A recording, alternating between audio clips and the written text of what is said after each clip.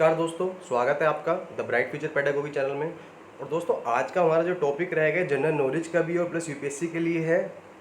Civil service के जो exam होते हैं आपके, ये यूपी पीसीएस के हैं, इसमें वर्ल्ड वार 1 के बारे में चर्चा करेंगे हम। तो उसके बाद अगर आपको वीडियो अच्छी लगेगी, मुझे रिस्पॉन्स अच्छा मिलेगा इस पर, तो मैं वर्ल्ड वार 2 के ऊपर वीडियो बनाऊँगा। लेकिन मैं आपको पूरी कंप्लीट इन्फॉर्मेशन दूंगा, नोट्स भी मिलेंगे आपको। पहले मैं आपको एक थ्योरी के माध्यम से सब कुछ सारा समझाऊंगा और उसके बाद मैं आपको नोट्स दूंगा इसके। ठीक है, सबके लिए नॉर्मल लाइफ की जिसको नॉलेज की ज़रूरत भी है कि वर्ल्ड वार फर्स्ट है क्या, पूरा सिनेरियो क्या था क्या नहीं है। आई डोंट नो कि वीडियो कितनी लंबी जाएगी, 30 मिनट 45 मिनट 1 घंटे जा सकती है, क्योंकि पूरा अच्छे समझिए, पूरी तरीके मूवी लगेगी आपको ये। ठीक है, आइए स्टार्ट करते हैं। चलिए, तो इसलिए आप लास्ट तक जरूर देखिएगा इसको, है ना। देखिए, जो वर्ल्ड वार है इसको पहले बोला जाता था ग्रेट वार के नाम से जानते थे इसको, या the war to end all the war, मतलब सभी लड़ाई को ख़त्म करने वाली वार, या फिर ग्लोबल वार। ये जो चली थी हमारी 28 जुलाई 1914 से लेकर 11 नवंबर 1918 तक चली थी आपकी। ठीक है, उसके बाद जब वर्ल्ड वार 2 ही थी तो इन नामों को हटा के इसको वर्ल्ड वार 1 कर दिया गया था। क्लियर, ये बेसिक पॉइंट है आपके। देखिए, इसमें कैजुअलिटी जो डेथ हुई थी थोड़ा एक बार उसके बारे में चर्चा करते हैं। क्या हुआ था इसमें, 17 मिलियन डेथ हुई थी। 1 मिलियन का मतलब है 10 लाख।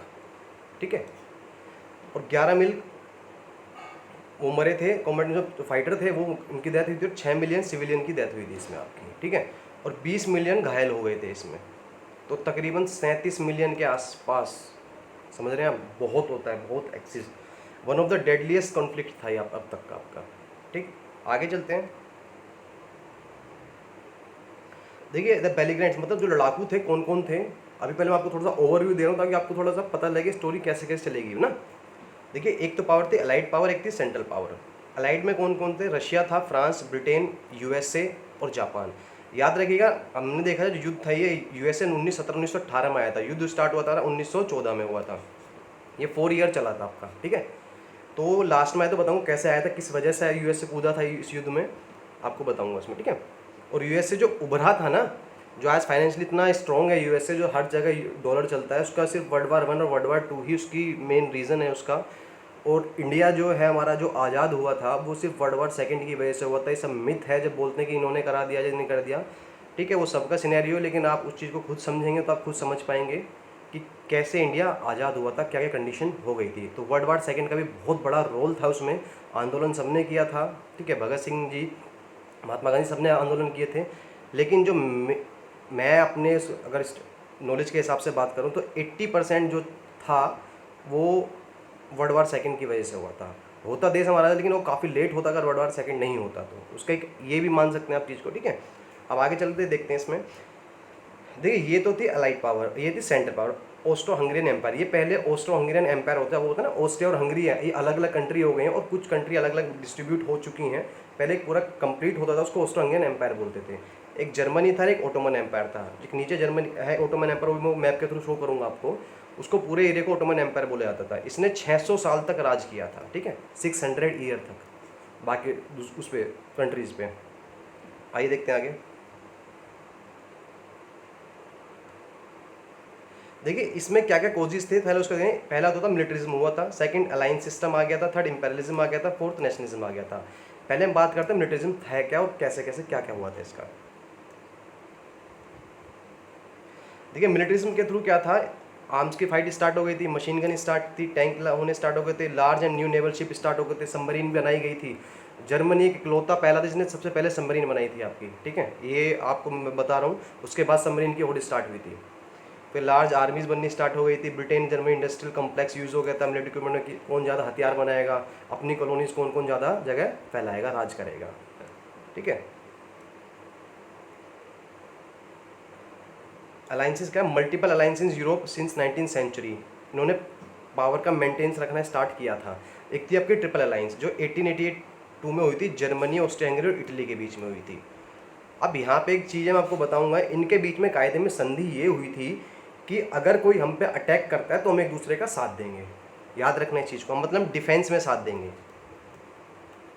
क्लियर, और ट्रिपल फ्रांस, ब्रिटेन और रशिया की 1907 में हुई थी आपकी।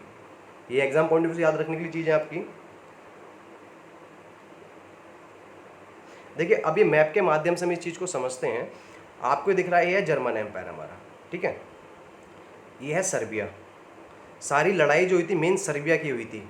मैं आपको थोड़ा समझाऊंगा इस चीज़ को। ये पूरा रशिया है, ये फ्रांस है, ये बेल्जियम है। ये इंपॉर्टेंट पॉइंट हैं आपके, आप इनको ही नोट डाउन कर लीजिए भी। ये हमारा यूके है, ठीक, समझ में आएगा। ये ओटोमन एम्पायर में सारा आता था, रोमन, बल्गेरिया, ये सारे इतने भी ना, ये ओटोमन एम्पायर का पार्ट था ये आपका। क्लियर। अब आगे चलते हैं, थोड़ा समझा रहा हूँ मैं आपको इसमें। ये पेज नंबर 13 पे देखिए, संधि जो ट्रिपल एंटिटी थी और अलायंस थी और बल्कन्स थे, क्या क्या था। इटली और ऑस्ट्रिया हंगरी हुई थी 1882 में हुई थी, ठीक। इटली और जर्मनी की 1882 में हुई थी, और ऑस्ट्रिया हंगरी और जर्मनी की कितनी 1879 में हुई थी इनकी आपकी। क्लियर। ये ट्रिपल अलायंसेज है, ये ग्रीन कलर की आपको दिख रही है। और ये आपकी जो है ना हल्का सा लाइट्स को बोलते हैं स्काई ब्लू बोल सकते हैं आप इसको। स्काई ब्लू नहीं है, वायलेट कलर का, बहुत बैंगनी बोल सकते हैं, ठीक है। इसमें रशिया की 1894 में हुई थी, ये ज़्यादा इंपॉर्टेंट नहीं है। इंपॉर्टेंट आपकी ये दोनों हैं, 1907 की और 1904 की, फ्रांस और ब्रिटेन, और रशिया और ब्रिटेन की आपकी, ठीक। और ओटोमन एम्पायर की 1914 में हुई थी जर्मनी के साथ में। क्लियर। ये एड हैं, ये ट्रीटी हैं, अलायंसेज हैं, इनको थोड़ा रखना याद अभी, ताकि आपको बाद में समझाऊँ पूरा अच्छे स्टोरी के माध्यम से, है ना। अब हुआ क्या था, अब देखिए ये है सर्बिया, क्लियर, और ये है ऑस्ट्रिया। लड़ाई कायदे में सर्बिया और ऑस्ट्रिया की हुई थी, वो बताऊंगा क्यों, किस वजह से लड़ाई हुई थी। तो कायदे में लड़ाई तो इनकी हुई थी, एक चित्र के माध्यम समझ रहे हैं, कह रहे हैं if you touch me I will, मतलब अगर मुझे मारो मैं तुमसे लड़ूंगा। तो if you make me move I will, मतलब आपस में इनकी हुई लड़ाई। तो पीछे सभी देशों ने एक दूसरे ऊपर साथ दिया, और एक अपनी कॉलोनीज जो होती हैं, कॉलोनीज का मतलब क्या है कि दूसरे देश पर राज करना होता है, मतलब अपना विस्तार जो बढ़ाते हैं ना। जैसे आप रिसेंटली देख रहे हैं कि चाइना भारत पर अटैक करने की कोशिश करता है, पाकिस्तान करता है, क्यों, क्योंकि वो अपनी जो ज़मीन है वो उसको एक्सटेंड करना चाहते हैं, ठीक है। तो ये चीज़ स्टार्टिंग से ही चली आ रही है। तो इसी वजह से मेनली आपका वर्ल्ड वार 1 हुआ था और वर्ल्ड वार 2 हुआ था, क्लियर। और यही वजह होती है वर्ल्ड वार होने की। अब वही चीज़ है, उसने उसको बोला, फिर रशिया उसके पीछे से आ गया, देन जर्मनी पीछे से आ गया, देन फ्रांस पीछे से आ गया आपका, देन जापान, यूएसए। तो ये पूरा सिनेरियो चलता रहा, उसके पीछे पीछे आते रहे। उसने उस पर अटैक किया, उसने उस पर अटैक किया, उसने उस पर अटैक किया। अब समझिए इसको आगे। देखिए इंपेरियलिज्म आपको बता रहा था, वही बता देता हूँ। इसमें मेन क्या था, जो अफ्रीका जो कॉन्टिनेंट है ना आपका, तो उस कॉन्टिनेंट पे कॉलोनीज बनाने के लिए सब में होड़ मच गई थी कि ये हम हिस्सा जीतेंगे, हम हिस्सा जीतेंगे, हम इसके। आपने देखा जो ये अफ्रीका कॉन्टिनेंट है वो इतना रिच नहीं है, वो पॉवर्टी की लाइन में आता है आपका। तो उस पर क्या था, वहाँ पे सब चाहते थे कि अपनी कॉलोनीज बनाएं और अपना एक तरीके से विस्तार आगे बढ़ाएं लैंड का, क्लियर। और ब्रिटेन लीड कर रहा था इसमें, और एवरीवन वांट करते थे, सबको एक कंप्लीट करना चाहता कि जितने ज़्यादा हो सके वो अपना साम्राज्य बढ़ा सकें। बहुत रिसोर्स और मैन पावर यूज़ हुई थी इसमें। ग्रेट वार में आपने देखा कि कितनी कैजुअलिटी हुई है आपकी। देखिए इसमें पॉइंट आपको इसलिए बता रहा हूँ क्योंकि लास्ट में स्टोरी में समझ में नहीं आएगी आपको। अब जो नेशनलिज्म था, नेशनलिज्म क्या था, इसमें ये हुआ था कि आपका हर कोई अपना एक अलग राज बनाना चाहता है। ओटोमन एम्पायर ने कब्जा कर रखा था कई जगह पे, जैसे इंडिया पहले ब्रिटिश का राज था, तो वो भी अलग होना चाहते थे। तो इसी टाइप से जो यूरोप है ना आपका पूरा, तो यूरोप चाहता था कि वो अपना पर्सनल एक मतलब खुद का बनाए, कंट्री बनाए, किसी पे डिपेंड ना रहे किसी के ऊपर।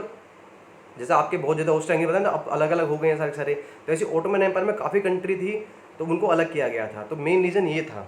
अब जैसे जर्मनी है, इटली है, बैलेटिक स्टेट्स थे, नेशनलिटी फेवर था, एक ग्लोरी ऑफ वार में बिलीव करते थे, क्लियर। और कुछ जो मेन कोजेस थे, अदर जो सबसे बड़ा कोज था जिसमें आपको याद होगा, जो जर्मनी जो हारा था, अगर जर्मनी ये चीज़ उनके कब्जे में हो जाती तो जर्मनी इस चीज़ को जीत जाता। अब देखिए क्या हुआ था। देखिए ये दिख रहा है आपको, ये है ब्लैक सी, ठीक है, ये अर्जियन सी है, और ये है आपका अर्मेनिया, ओ सॉरी अर्मेनिया कह रहा हूँ, आपका यूक्रेन। क्या है ये, यूक्रेन है आपका। और ये था आपका कौन सी पड़ती है, आई थिंक क्रेनिया पड़ता है ना। ये 2014 से रशिया का हिस्सा है आपका। ये दोबारा, ये पहले सारा रशिया का एरिया हुआ करता था। अब ये जो जगह है ना, इसको बोलते हैं आपका, क्या बोलते थे, बोस्पोस ट्रेड बोलते थे। और यहाँ पे आपका ओटोमन एम्पायर है, ये आपका रशियन एम्पायर है। तो यहीं से ही सारी जो रशिया ट्रेड करता था ना, जो व्यापार होता था रशिया का, वो यहीं से होते हुए जाता था सीधा मेडिटेरियन सी के ऊपर, क्लियर। अगर इस चीज़ को ओटोमन एम्पायर घेर लेगा तो रशिया के लिए दिक्कत हो जाएगी भाई, वहाँ उसको कितने मेटीरियल वो उसको आगे निकलने नहीं देने का, क्लियर। तो उससे बहुत ज़्यादा दिक्कत पैदा होती रशिया को भी, और यही सारा बेस था जो मेन देखा जाए। अगर कोई इस पर कब्जा कर लेगा तो यहीं पे सारा स्टार्ट हो जाता आपका। समझे आप इस चीज़ को? ठीक है, आगे चलते हैं। तो इस वजह से रशिया भी यहाँ कूदा था और ओटोमन एम्पायर भी यहाँ कूदे थे। अब इसमें क्या था, इसका वार ग्लोरीफाइड था, consider inevitable necessity nation to grow and develop. मतलब हर कोई अपने आप को डेवलप करना चाहता था, बड़ा बनना चाहता था। और ये बैल्कन्स है ना, बैल्कन्स पाउडर कैग ऑफ यूरोप, इसका मतलब ये है कि एक यूरोप में उसमें एक इतना सा देश है, जैसे रशिया था ना पहले, अब रशिया में अगर वो चीज़ क्रांति फैली थी तो टूट गया था, उसमें छोटे छोटे देश अलग हो गए थे। तो सेम ऐसे यूरोप का एक पूरा बंच था, वो फिर अलग होकर फिर नई नई कंट्री बन गई थी। तो उसी के बिहाफ पे सारा चलता है सिस्टम।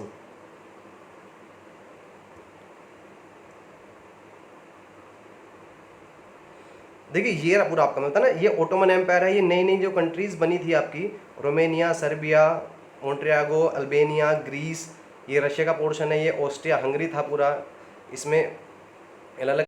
देखिए जैसे मैं आपको बता रहा था कि ये जो सारा पार्ट था ये ओटोमन एम्पायर का पार्ट था, और इसी वजह से यहाँ पे जो बल्कान दिख रहा है ना, बल्कान आफ्टर फर्स्ट बल्कान वार जो हुई थी 1912 में हुई थी आपकी, ये इसकी मैं डिटेल दूंगा। आप ये देखेंगे अगर 1890 से लेके बीच में ना, ये आपका पूरा सिनेरियो है। मैं आपको बता रहा हूँ कि यहाँ पे लिख लीजिए 1890 से लेके आपका सारा पूरा सिनेरियो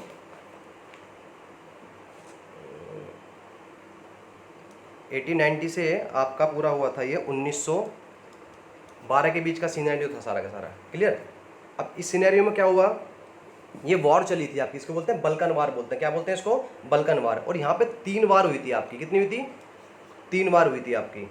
3 लड़ाइयाँ लड़ी गई थी, जिसमें वही था आपका ऑस्ट्रिया हंगरी था और ओटोमन एम्पायर था। ये ओटोमन एम्पायर है, ऑस्ट्रिया हंगरी और रशिया, इन तीनों के बीच में 3 लड़ाई चलती रही थी कंटिन्यूसली। तो इसी वजह से बल्कन के बाद ये सारी जो कंट्री थी ये अलग अलग हो गई थी आपकी। क्लियर। अब आगे चलते हैं। देखिए इसके इमीडिएट कोज क्या थे जो इसकी वजह से वर्ल्ड वार स्टार्ट हुआ था। सबसे बड़ा मेन कारण ये था, ये आर्चड्यूक फ्रांस फर्डिनेंड थे ऑस्ट्रिया हंगरी के, और इसकी वाइफ थी, उनकी हत्या कर दी गई थी बोस्निया नेशनल गैविलो प्रिंस पे। और कुछ इसने आदमी था ना गैविलो प्रिम, इसने हत्या करी थी गोली मार के उनकी।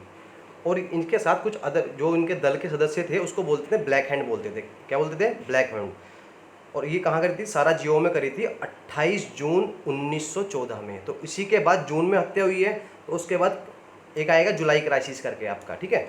तो इसकी वजह से हुई थी क्योंकि बीच में स्टार्ट सोचा गया था इस बात को दबा दी जाए, लेकिन ये बात नहीं दब पाई थी, तो इससे सिनेरियो पूरा चल गया था। जब से गोली मार के हत्या कर दी गई थी ना, तो अब क्या लगा था ऑस्ट्रिया को? ये लगा था कि जो सर्बिया है ना वो बोस्निया की मदद कर रहा है एक तरीके से।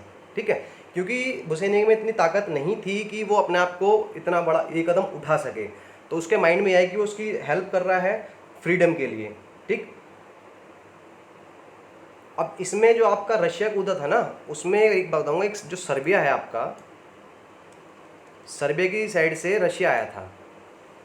क्यों आया था? क्योंकि यहाँ पे आपने देखा है ना, एक होती थी स्लेविक, SLAVIK, स्लेविक लोग सर्बिया में रहते हैं। ठीक है। ये सर्बिया के भी हैं और रशिया के भी हैं। तो इस वजह से भाईचारे के हिसाब से रशिया लड़ाई में कूदा था यहाँ पे। क्लियर आपका?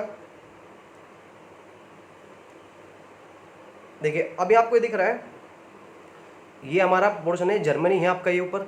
ठीक। ये चेक रिपब्लिक है, पैराग्वे, स्लोवाकिया, ऑस्ट्रिया है आपका। क्लियर। तो ये थे, ये रोमानिया हो गया, ये यूक्रेन में मैं आपको बताया था, ये पोलैंड है आपका, ये है सर्बिया आपका। ठीक है। तो ऑस्ट्रिया के सारा ये एम्पायर इन्हीं का था, ऑस्ट्रिया हंगरी पूरा। तो इन्होंने इस पर हमला किया था, और ये कहाँ से मिला हुआ? रशिया से मिला हुआ था आपका। ठीक है। तो ये सारा ऑस्ट्रिया हंगरी का था एक एम्पायर जो था, कई काफ़ी नेशन इस पे अंडर में थे इसके। क्लियर। अब देखिए यहाँ से मेन चीज़ स्टार्ट होती है, जो इवेंट्स लीडिंग टू वॉर किस वजह से होता है, उसको बोलते हैं जुलाई क्राइसिस बोलते हैं। ठीक है। Austria Hungary send humiliating terms to Serbia. उन्होंने सर्बिया को कुछ ऐसी टर्म्स कंडीशन रखी कि भाई तुम बिना युद्ध करे अपना आत्मसमर्पण कर दो, ये कर दो, वो कर दो। तो कोई भी देश भाई बिना खींच करे अपना आत्मसमर्पण नहीं करेगा, ये सबको पता है अच्छे से। तो वो ये टर्म्स कंडीशन मानने वाली नहीं थी, तो उस पर उनका युद्ध हुआ। अब मैंने आपको ये बताया Russia mobilism in support of Slavic Serbia, समझ गए? स्लेविक जो सर्बिया में लोग रहते थे, इसलिए उसका भाईचारे के हिसाब से उसने करा। अब जर्मनी ने अपना हाथ दिखाया ऑस्ट्रिया हंगरी एम्पायर को, एक ब्लैक चेक भी दे दिया। इसने बोला कि आप एक काम करो, आप लड़ाई करो, मैं आपके पीछे खड़ा हूँ। बोल देता मेरे दोस्तों में, यार तू एक बार इससे लड़ ले, तेरे पीछे मैं खड़ा हूँ, मैं देख लूँगा। तो वही चीज़ जर्मनी ने करी कि ठीक है तुम स्टार्ट करो, बस तुम्हें कोई हेल्प की जरूरत पड़ेगी मैं तुम्हारे साथ रहूँगा। क्लियर। तो ऑस्ट्रिया हंगरी ने और जर्मनी तीनों ने मिलकर सर्बिया पर हमला कर दिया। तो जब इसने उधर का, तो उधर रशिया ने जर्मनी पे हमला कर दिया और इधर से फ्रांस ने जर्मनी पे हमला करा। क्लियर। इसमें एक इटली का रोल था, समझाऊंगा इटली ने रोल से मना क्यों कर दिया था, मैंने आपको स्टार्टिंग में बताई थी बात वो। देखिए अब आप यहाँ समझिए इस चीज़ को, ये ऑस्ट्रिया हंगरी है, ये चारों तरफ फैला हुआ जर्मन एम्पायर है। जर्मन एम्पायर ने इधर इनकी फाइट चल रही थी, ठीक है, और जर्मन एम्पायर इधर फ्रांस पे, यहाँ फ्रांस ने अपनी सेना इकट्ठी कर रखी थी, यहाँ जर्मन ने अपनी सेना इकट्ठी कर रखी थी। क्लियर। और ये जो इटली है ना, ये आपका इटली ने क्या काम करा, इटली की जो संधि कायदे में थी जर्मनी, इटली की जो संधि थी वो जर्मनी, ऑस्ट्रिया और हंगरी से थी। लेकिन इसने क्या बोला था, अगर हम पे कोई अटैक करेगा तो हम डिफेंस के लिए जाएंगे। तो बाद में इसने बात पलट के ये फ्रांस और यूएसए की साइड से आ गया था आपका, समझ रहे, इसने अपना दल बदल लिया था इटली ने। क्लियर। यहाँ तक समझ में आया आपको। अब देखिए वही मैंने कोई ट्रेडिंग का रास्ता बताया था, ये था ब्लैक सी आपका, ये यहाँ से ट्रेडिंग आ रहा था, यहाँ ऑटोमन एम्पायर पे कब्जा करना चाहता था, यहाँ पे रशिया का वो था। तो वही अगर यहाँ कब्जा हो जाता तो रशिया को बहुत ज़्यादा दिक्कत हुई, रशिया फिर ट्रेड नहीं कर पाता अपना। तो रशिया भी सारा सिंपल खेल पैसों का होता है, जब पैसा ही आना बंद हो जाए तो कोई विदेश तरक्की नहीं कर सकता इस चीज़ का आपके लिए। क्लियर है। अब हुआ क्या, देखो अभी तक यूके यूनाइटेड किंगडम में इस युद्ध में नहीं कूदा था, ठीक है, न यूएस से आया था, अभी युद्ध सिर्फ इन्हीं का ही चल रहा था आपस में। अब जर्मनी की जो सेना है वो यहाँ तक जानी थी कि फ्रांस ने अपनी यहाँ सेना खड़ी कर रखी थी। अब हुआ क्या कि जर्मनी वाले जो थे, इन्होंने क्या कहा कि इन्होंने से बेल्जियम से बोला कि तुम हमें अपनी जो सेना है अपने देश के थ्रू जाने दो, हम फ्रांस पे कब्जा करना चाहते हैं। अब बेल्जियम ने भी एक चीज़ सोची, यार सिंपल सी बात है, अगर जर्मनी उस टाइम पे काफ़ी पावरफुल देश था, इसने ही सबसे पहले सबमरीन बनाई थी आपकी, ठीक है, अगर जर्मनी आपको आपके देश में घुसेगा, यहाँ से घुस के जाएगा वो, तो सिंपल सी बात है, चलो फ्रांस पे आ जाओ, वो फ्रांस को जीतने लेगा, इतने बड़े देश को जीतना चाह रहा है, तो मेरे को थोड़ी छोड़ेगा वो, तो मेरे पे भी कब्जा करेगा वो। तो उस चीज़ के लिए उसने मना कर दिया उस पर। तो जर्मनी ने थोड़ा सा वहाँ फिर उधर बेल्जियम से भी लड़ाई में घुस गया। अब बेल्जियम और यूके की क्या हुई थी, संधि हुई पड़ी थी। क्या हुई पड़ी थी, बेल्जियम और यूके की थी संधि थी आपकी। क्लियर, समझ में आया।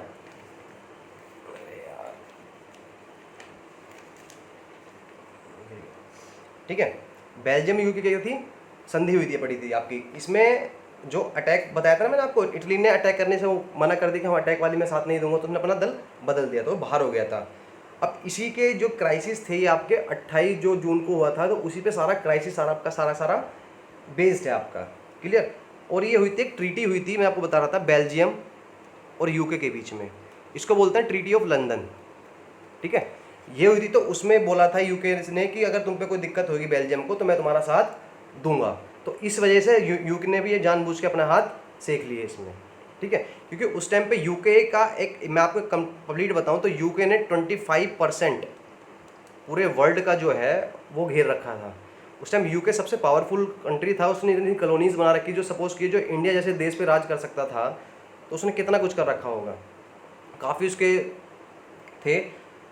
अब तो इसी वजह से यूके ने सोचा कि मैं अपना वर्चस्व और बढ़ा लूँगा और यहाँ पे हाथ सेक के अपने, ठीक है, तो ये चीज़ यहीं से युद्ध का आपका स्टार्ट हुआ था। ठीक है, अब आगे चलते हैं। एक हुई थी बैटल ऑफ सोमे, जर्मनी और रशिया। हाँ, और आपको मैं एक बात बता देता हूँ, यहाँ पे ये जर्मनी ने यहाँ पे रशिया को पीछे धकेल दिया था काफ़ी दूर तक, तो इसमें कम से कम 3 लाख सैनिक रशिया के मारे गए थे आपके। और यहाँ पे फिर बाद में जो जर्मनी की जो सेना है, रशिया में आपकी काफ़ी ठंडी जगह है, तो वहाँ पे क्या है, पूरा एक तरीके डेजर्ट ही है। क्लियर, ठंडा डेजर्ट, ठंडा रेगिस्तान बोलते हैं। तो वहाँ की जो सेना है रशिया की, वो तो सर्वाइव कर सकती है वहाँ पे, क्योंकि उनको हैबिचुअल है उस चीज़ के वो। तो उन्होंने क्या करा, रशिया ने क्या काम करा, उनको पता है कि वहाँ जीत नहीं पा रहे थे जर्मनी की सेना से, तो उन्होंने अपने आप को पीछे हटा लिया, समझ रहे। अब जर्मनी की सेना अंदर जितनी घुस तो गई एक बार को वो, लेकिन जो वहाँ का जो एटमॉस्फेयर था, तो वहाँ पे वो सर्वाइव नहीं कर पाई। जब वहाँ पे वो सर्वाइव नहीं कर पाई, तो ऑटोमेटिकली सेना, या तो आधे उनकी डेथ हो गई, इतने सोल्जर थे वहाँ पे जर्मनी के, और आधे पीछे चले गए। तो इसका मेन रीज़न ये था जर्मनी का, एक तो हारने का यहाँ पे, क्योंकि यहाँ पे बहुत मैन पावर यूज़ हुआ था रशिया को हटाने के लिए, और बहुत सैनिक उसने खोए थे अपने यहाँ पे। क्लियर। अब मैं आपको थोड़ा बता रहा हूँ आगे। और देखिए एक टाइप की वो है, लास्ट जो उस टाइम के न्यूज़पेपर हुआ करते थे, उसमें वार एक्स्ट्रा का, Germany declares war on all Europe in arms. Clear, Germany ने वॉर डिक्लेयर कर दी थी ना, यूरोप थे ना सब पे, उसके लिए। देखिए सिंपल सी बात है, जर्मन की जो आर्मी थी मार्चेस कहाँ करी थी, बेल्जियम करी थी, रूट में फ्रांस को, जो मैंने आपको समझाया था अभी। Clear, Britain declares war on Germany, इस वजह से ब्रिटेन की संधि हुई थी, उन्होंने वार स्टार्ट कर दिया था। Germany gets initial success in France, France में स्ट्रक्चर मिल गई थी। And great success against Russian army on the eastern front, बताना आपको वहीं समझा दिया था ऊपर की साइड में। ठीक है, Ottoman empires attack Russia, Ottoman ने एम्पायर ने अटैक किया नीचे रशिया के लिए, स्यूज कैनाल को कनेक्ट करने के लिए। ठीक है, क्योंकि यहाँ पे फिर इसी वजह से ओटोमन के ऊपर भी ब्रिटिश ने भी हमला किया, क्योंकि आपने देखा है जो स्यूज कैनाल है ना, इसका जो सारा ट्रेड होता है वो जो ब्रिटिश करते थे, वो इंडिया का जो ये ना लिंकअप सारा यहीं से था, यूएसए का सीधे यहीं से जाता, स्यूज कैनाल के थ्रू जाता था आपका ट्रेडिंग का सिस्टम। तो ओटोमन सोचा मैं यहाँ पे भी कब्जा कर लूँगा, तो फिर भी सब चीज़ मेरे अंडर में आ जाएंगी आपकी। क्लियर, तो ये चीज़ें थी, पॉइंट ही आपको नोट डाउन कर सकते हैं इनको आप। अब एक थोड़ा ओवरव्यू दे रहा हूँ कि ट्रेंचेस, मैं बताऊंगा मैं क्यों ले रहा हूँ इस पॉइंट को यहाँ पे। आपका ट्रेंचेस होते हैं गड्ढे, ठीक है, इसमें आपकी सेना फाइट करती है ऊपर लगा के, ताकि आप दूसरे को दिखाई ना दें और छुप के आप उसमें बंदूक चला सके। तो लोग इसमें उसमें क्या होती है, जो सेना थी इसी के अंदर रहती थी अंदर में, और यहीं खाते थे, यहीं पीते थे। आप बहुत से लोग इंजर्ड हुए थे, बताऊँगा आपको आगे उसमें। देखिए फोटो आप देख लेंगे उस चीज़ को, किस टाइप के ट्रेंचेस होते हैं। इस टाइप से चलता था फाइट का सिस्टम सारा आपका। क्लियर, तो यहीं पे उनको खाना बनाना, सब कुछ रहना, सबके आर्म्स जितने सब कुछ इसी में रहता। और ये इसलिए मैं दिखा रहा हूँ आपको, क्योंकि उस टाइम ये 3 साल तक लोगों ने ऐसे ही युद्ध करा है, जितनी आर्मी ने आपकी, आप समझ सकते हैं उस चीज़ को। 3 साल तक कंटिन्यू इन्हीं चीज़ों में रह के नहीं, यहीं खाना वाना सब कुछ करा, चाहे बारिश वारिश कुछ भी ऊपर कोई छत वत नहीं हुआ करती थी, यहीं पर वो रहते थे। ठीक है, धूप कुछ नहीं, तो उसमें फाइट का पूरा सीन था। और ये बहुत लंबी खुदी गई थी ट्रेंचेज आपकी, बहुत दूर तक फैली हुई थी, इसलिए ज़्यादा इंपॉर्टेंट है आपका ये। अब देखिए वही था, फ्रांस और जर्मनी आपस में फ्रंट में थे, इधर लड़ रहे थे, 3 साल तक लड़े थे यहाँ पे आपका। ये वहीं की बता रहा हूँ जो आपको स्टार्टिंग में दिखाई थी मैंने आपको, ये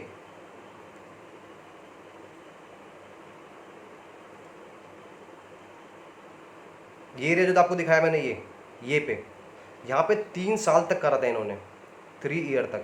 ये इसी की चीज़ बता रहा हूँ मैं आपको। क्लियर, आगे देखते हैं। देखिए इसमें जो इंपॉर्टेंट पॉइंट्स आपको लास्ट में दूंगा, हिंदी में है वो, उसमें आपको ईजी रहेगा वो चीज़ करना। ठीक है, ट्रेंच ढक की जाती, प्रोटेक्ट करनी है आर्टली, मतलब एक टाइप के बॉम्ब फेंके जाते हैं ना इस टाइप से, तो वहाँ पे ज़्यादा सैनिक मरते थे, उसके लिए इनको बचाया जाता था वहाँ से करने के लिए। बहुत ज़्यादा हॉरिबल कंडीशन हो गई थी, मतलब कि किसी को कोई भी बीमारी हो रही थी, भूख प्यास से लोग बाग मर रहे थे, ह्यूज नंबर ऑफ कैजुअलिटी हुई थी, छोटे से गेन के लिए, हल्की देखिए जब कितनी थोड़ी सी गेन के लिए।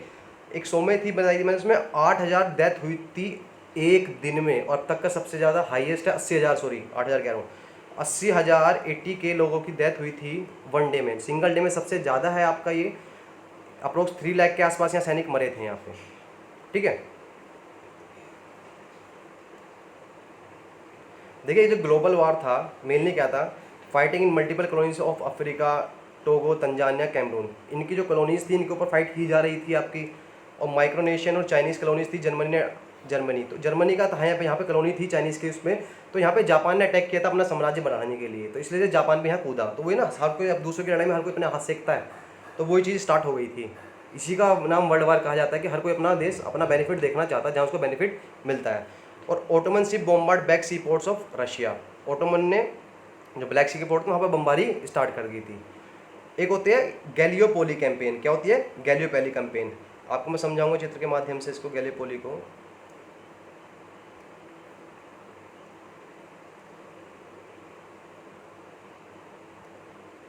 इसको और समझ लिया आप, पहले गैलियोपोली कर ली, ठीक है।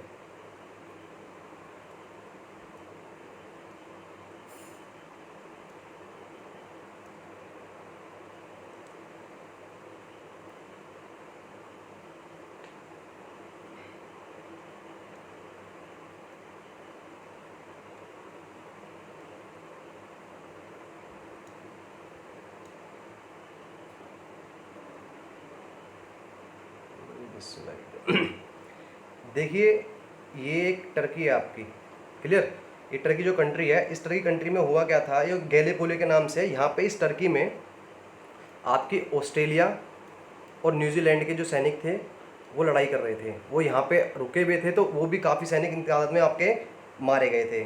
और यहाँ पे ओटोमन जीत गया था। कौन जीत गया था? ओटोमन जीत गया था। क्लियर? ओटोमन ने टर्की में जो सैनिक थे ऑस्ट्रिया न्यूजीलैंड के, तो उसको बोला जाता था, मेरे हिसाब से क्या बोलते थे, एन जैक। हाँ, एन जैक बोला जाता है इसको। क्या बोलते हैं? An jack. और आज भी ऑस्ट्रेलिया में और न्यूजीलैंड में एन जैक डे सेलिब्रेट किया जाता है इनकी याद में, जितने सोल्जर थे यहाँ पे। ठीक है, ये याद रखने वाला पॉइंट है आपका।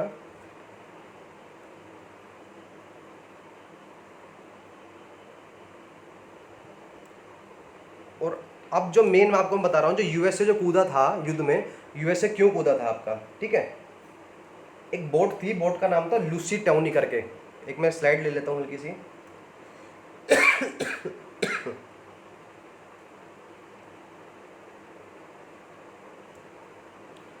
देखो, जो यूएस से आया था, एक बोट थी आपकी,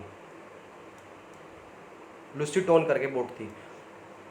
पहले क्या होता था, ये जो मैंने आपको बताया, जर्मनी ने सबमरीन बना रखी थी अपनी।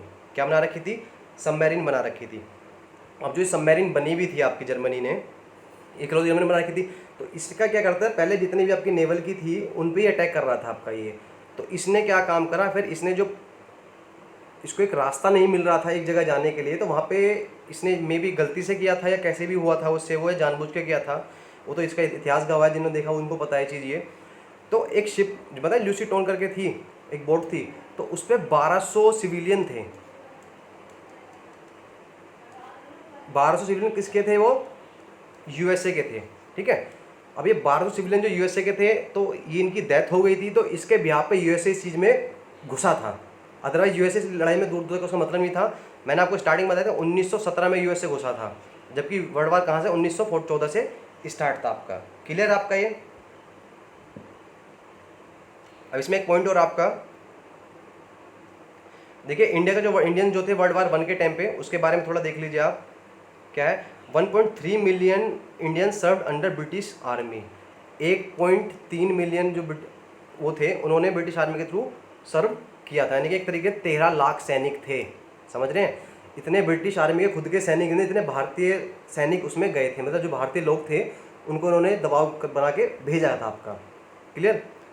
और कहाँ पे लड़े थे? फ्रांस, मिड ईस्ट, मिसोपोटामिया और इजिप्ट में लड़े थे। किसके उसके लड़े थे? यूके के बिहाफ पे लड़े थे आपके ये। क्लियर? और 50 लेट डाउन दे लिस्ट, इसमें कि 50,000 ने अपनी जान जोखिम में डाल दी थी।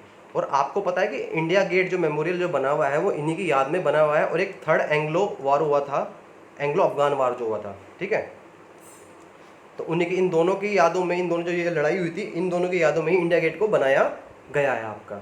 ठीक है, अब मेन चलते हैं स्टार्टिंग से जो आपको मैं बताना चाह रहा था। अब स्टार्ट करते हैं सारा अच्छे से, जो इसके मेन पॉइंट हैं। ठीक है, देखिए अब इसको देखते हैं क्या कह रहा है ये। देखिए, प्रथम विश्व युद्ध की जो शुरुआत थी वो 28 जुलाई 1914, इसको नोट डाउन कर लिया, स्क्रीनशॉट ले लिया जहाँ से आपको ठीक लगेगा, द्वारा ऑस्ट्रिया द्वारा सर्बिया पर आक्रमण किए जाने से हुई थी।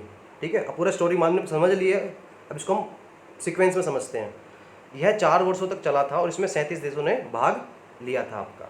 जो प्रथम विश्व का तत्कालीन कारण ऑस्ट्रिया के राजकुमार ऑक ड्यूक फर्नांडिस का बेसिनोवा की राजधानी सरोजोवा में 26 जून, आई थिंक 26 था या 28 था, आप चेक कर लीजिएगा, कुछ जगह 26 दिया जाता है, कुछ जगह 28 दिया जाता है आपका ये। ठीक है, 1914 को हत्या कर दी गई थी। क्लियर? इसको थोड़ा मैं स्क्रॉल कर देता हूँ।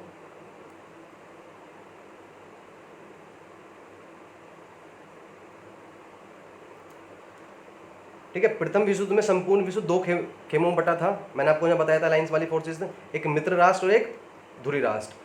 धुरी राष्ट्र का नेतृत्व जर्मनी ने किया था। इसमें शामिल अन्य देश थे ऑस्ट्रिया, हंगरी, तुर्की, बुल्गारिया और इटली।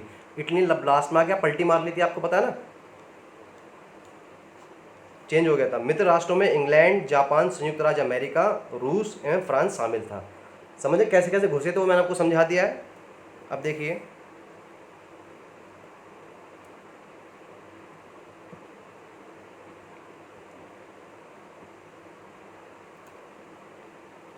देखिए वही है, ऑस्ट्रिया, जर्मनी, इटली के बीच त्रिगुट का निर्माण 1882 में हुआ था। त्रिगुट का सदस्य होने के बावजूद इटली कुछ समय तक तटस्थ रहा, मतलब उस टाइम तक स्टार्टिंग में शांत रहा, किसी के साथ नहीं है। अतः 26 अप्रैल 1915 को ऑस्ट्रिया हंगरी जर्मनी के खिलाफ युद्ध में शामिल हुआ। खिलाफ हुआ, ठीक है, अपोजिट साइड से हुआ था, समझ गए, इन्हीं को छोड़ के इन्हीं का पासा पलटा था इसमें। और सर्बिया का गुप्त क्रांतिकारी संस्था थी, इसको बोलता काला हाथ, बताया था ना ने उसको, जो वो थी जिसने मारा था उनको वहाँ जाके। और रूस जापान जो युद्ध हुआ था 1904-1905 का अंत अमेरिकी राष्ट्रपति जो था रूजवेल्ट की मध्यस्थता से हुआ था आपका, क्लियर। ये पॉइंटर लिख लीजिए इनको आप। और एक आपका जो मोरक्को संकट है ना, वो 1906 में पैदा हुई थी आपकी, ठीक है। और प्रथम विश्व युद्ध के दौरान जर्मनी ने रूस पर आक्रमण 1 अगस्त 1914 और 3 अगस्त 1914 में किया था आपका, क्लियर, दोनों सीक्वेंस में किया था। अब वो ये जो आपका ये 4 अगस्त 1914 को इंग्लैंड प्रथम विश्व युद्ध में शामिल हुआ था, ये डेट आपकी पूछी जा सकती हैं। और 26 अप्रैल 1915 को इटली मित्र राष्ट्र की ओर से प्रथम विश्व युद्ध में शामिल हुआ था आपका। प्रथम विश्व युद्ध के समय अमेरिका का राष्ट्रपति वुडरो विल्सन था, वो दूसरी चीज़ है, ये दूसरी चीज़ है आपकी।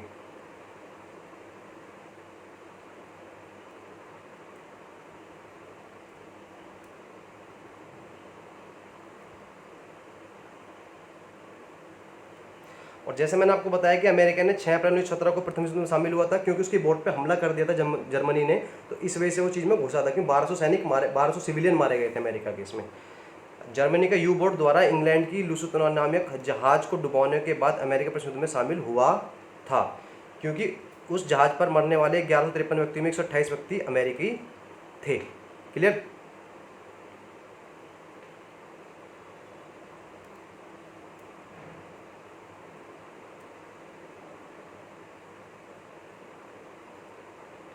अब देखिए, जुलाई 1918 में ब्रिटेन, फ्रांस और अमेरिका ने संयुक्त सैनिक अभियान आरंभ किया और जर्मनी तथा उनके सहयोगी देश की हार होने लगी। मतलब इन्होंने तीनों ने एक साथ अटैक कर दिया था, किसने, ब्रिटेन ने, फ्रांस ने और अमेरिका ने। सितंबर 1918 में बुल्गारिया ने अपने हथियार डाल दिए थे, अक्टूबर 1918 में तुर्की ने हथियार डाल दिए थे, और 3 नवंबर 1918 में ऑस्ट्रेलिया तथा हंगरी के सम्राट ने आत्मसमर्पण कर दिया था, इन्होंने हार मान ली थी आपकी, क्लियर।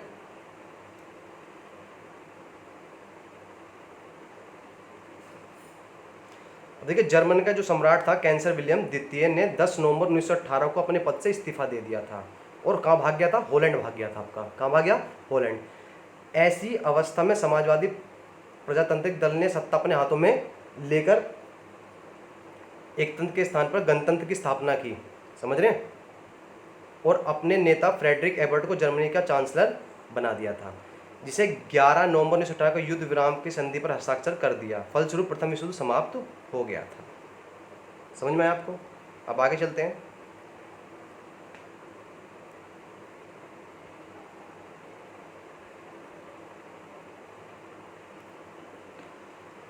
कह रहा 18 जून 1919 को पेरिस शांति सम्मेलन हुआ था, जिसमें 27 देश भाग ले रहे थे आपके, ठीक है, मगर शांति संध्या की शर्तें केवल 3 देशों के बीच थी, ब्रिटेन, फ्रांस और अमेरिका तय कर रहे थे। मतलब कि देश तो काफ़ी 27 देश ले थे, लेकिन जो सब कुछ तय किया जा रहा था इन तीनों देशों के द्वारा तय किया जा रहा था, ब्रिटेन, फ्रांस और अमेरिका के द्वारा जा रहा था, क्योंकि जीते ये थे लास्ट में आके, तो वही है जिसकी लास्ट में जीत होती है, वही अपना सब कुछ चलाता है, क्लियर। और जो पेरिस शांति सम्मेलन में शांति संधियों को शर्तें निर्धारित करने के जिन राष्ट्राध्यक्ष को मुख्य भूमि निभाई थी, वे थे अमेरिकी राष्ट्रपति वुडरो विल्सन, ब्रिटेन के प्रधानमंत्री लॉर्ड जॉर्ज और फ्रांस के प्रधानमंत्री जॉर्ज क्लेमेंसो। ये क्वेश्चन आ सकते हैं, आते भी हैं आपके, ठीक है।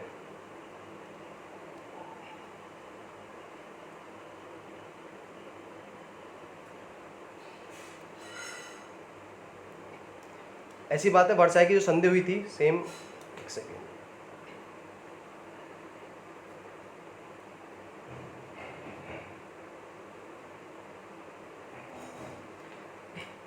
देखिए, वर्साई की जो संधि हुई थी 28 जून 1919 में जर्मनी के साथ हुई थी।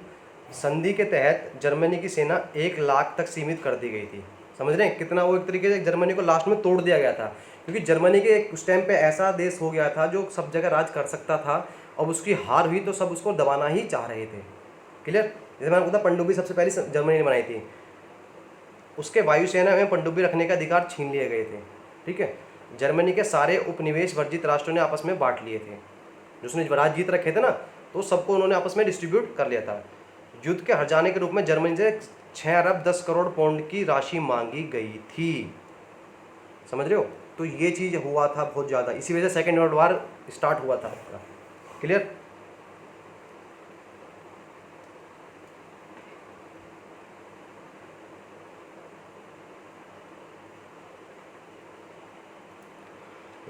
वही है, अंतर्राष्ट्रीय क्षेत्र में प्रथम विश्व युद्ध की सबसे बड़ा योगदान क्या था? राष्ट्रसंघ की स्थापना हुई थी, मतलब सारे बड़े बड़े देश आपस में मिल गए थे। और प्रथम विश्व युद्ध के दौरान होने वाली वर्सराय की संधि में द्वितीय विश्व युद्ध का बीजोत्पन्न हुआ।